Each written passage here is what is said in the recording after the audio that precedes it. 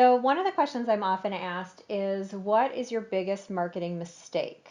So, Matt, what's your biggest marketing mistake?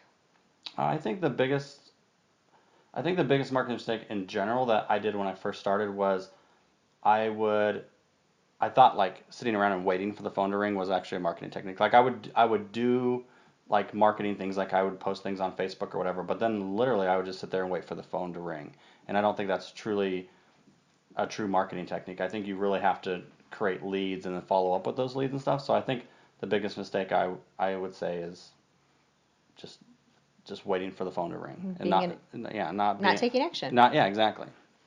Well, our biggest marketing mistake is when we lack consistency. And I can tell that if there's a month where we maybe didn't put as much effort into our marketing, then all of a sudden 2 or 3 months after that we have a little dip. So my biggest marketing tip, I guess, and mistake that I've made is when we fail to consistently follow through on all of our marketing plans.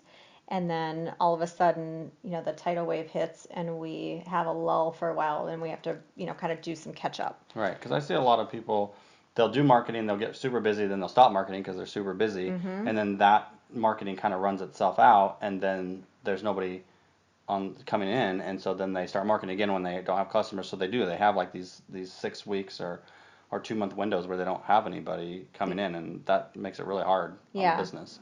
Well, yeah, and then you're coming into marketing with a from being reactive Right. instead of being proactive, which is never good because people I think can sense that desperation Sure. of you need to get business in the door, and it also makes you stressed out and anxious. So we try to stay really consistent. It's interesting because we're actually planning for our Valentine's Day and Easter before Christmas, which is Right. crazy to Yeah. be thinking about, spring events Well, before the holidays. and sometimes it's easier just to sit, when you plan a couple things like that together.